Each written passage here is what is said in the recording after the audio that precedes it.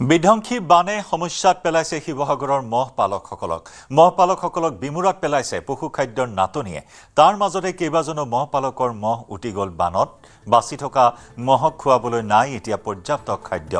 পানীত নষ্ট হ'ল ঘাঁহ, মহখুটিসমূহো এককাল পৰ্যন্ত পানীৰ তলত। অনাই বনাই ঘূৰি ফুৰিবলগীয়া হৈছে মহসমূহ লৈ। পশুখাদ্য যোগান ধৰি সহায় কৰিবলৈ আহ্বান জনালে মহপালকসকলে। শেহতীয়াকৈ হোৱা পলয়ংকাৰী বানত বাৰুকৈ ক্ষতিগ্ৰস্ত হৈছে শিৱসাগৰ জিলাৰ পশুপালকসকল। বিশেষকৈ যিসকলৰ মহ খুটি আছিলে সেই মহ খুটিসমূহত বানপানীত ২০-২৫ দিন ধৰি ডুবি আছিলে, প্লাবিত হৈ আছিলে আৰু তাৰ পৰা মহসমূহ স্থানান্তৰ কৰিবলগীয়া হ'ল, কাৰণ মহ সম্পূৰ্ণ পানীত ডুব গৈছিলে। কাৰোবাৰ মহ এতিয়াও সন্ধানহীন হৈ আছে। ইয়াৰ উপৰিও যিহেতু বহুদিন ধৰি মহ খুটি আৰু পথাৰসমূহ পানীত প্লাবিত হৈ থাকিলে, গতিকে ঘাঁহ যিবিলাক দল ঘাঁহ আছিলে বা পশু খাদ্য আছিলে সেইবিলাক সম্পূৰ্ণৰূপে নষ্ট হ'ল, যাৰ ফলত তেওঁলোকে মহ খুটিৰ পৰা মহবিলাক লৈ ইফালৰ পৰা সিফালে ঘূৰি ফুৰিবলগীয়া অৱস্থাৰ সৃষ্টি হৈছে।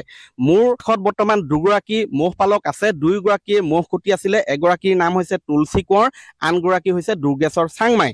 আপুনিতো বহু বছৰৰ পৰা মহ পালন কৰি আহিছে। হয়, আজি মই বহু বছৰৰ পৰা কৰি আহিছোঁ। এইবাৰ কেনেকুৱা পৰিস্থিতিৰ মুখামুখি? এইবাৰ বহুত ডাঙৰ পৰিস্থিতিৰ মুখামুখি হ'লো। এনেকুৱা পৰিস্থিতিৰ মুখামুখি হ'লো, তৎক্ষণাত আপোনাৰ চব পানীয়ে ফালৰ পৰা মানে সোঁতে লৈ আহিছে।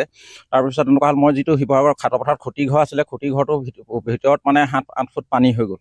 পানী হোৱাৰ কাৰণে মোৰ খুটি ঘৰটো গোটেই নষ্ট হ'ল। তাৰপিছত মহ নেপালোঁ, 5জনী সন্ধানহীন হৈ আছে, এতিয়াও বিচাৰি পোৱা নাই।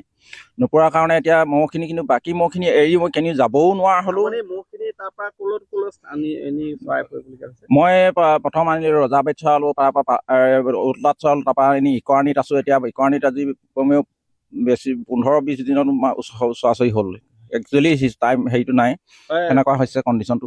কিয় ঘূৰাই ফুৰাবলগীয়া হৈছে? চব ঘাঁহৰ কাৰণে। এতিয়া যিখন পথাৰত আছিল তাততো একোৱেই নাই। এতিয়া 20-25 দিন ধৰি পানীত ডুব খাই আছে, এতিয়াও এককাল পানী আছে তাত এডাল ঘাঁহ নাই। কেনেকৈ তালৈ মহ আকৌ ঘূৰাই নিব নোৱাৰোঁ।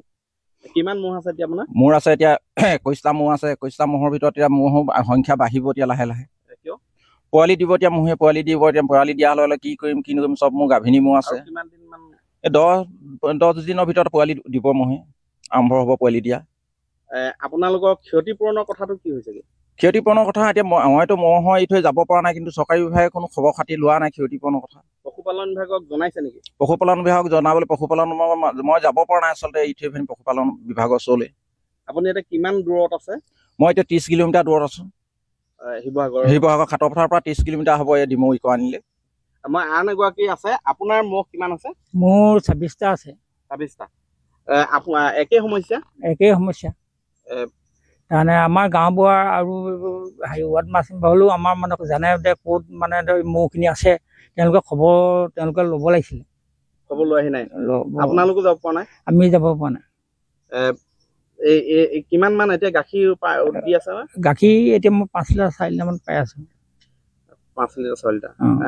এই আপোনাৰ সৈতে আৰু কোনোবা জড়িত হৈ আছে নেকি মহ পালনৰ সৈতে? মোৰ সৈতে জড়িত অইন কোনো ল'ৰা এটা আছে মোৰ লগত আছে। কিমান বছৰ ধৰি মহ পালন কৰি আহিছে? মোৰতো এতিয়া 20 বছৰ হ'ল। সৰুৰ পৰা মহ পালন কৰা 20 বছৰ হৈছে। এতিয়া মুঠতে খাদ্যৰ অভাৱ? অকল খাদ্যৰ অভাৱ। তালৈ নিব পৰা নাই? তালৈ নিবলৈ এতিয়া তাততো একোৱেই নাই। আপোনাৰ বন এডালো নাইকিয়া হ'ল, চব গেলি গ'ল। ঘাঁহটো ঢেৰ ঘাঁহ আছিলে খাটপথাৰত, কিন্তু ঘাঁহবোৰ চব গেলি গ'ল। ঘাঁহ এতিয়া একোৱেই নাই তাত।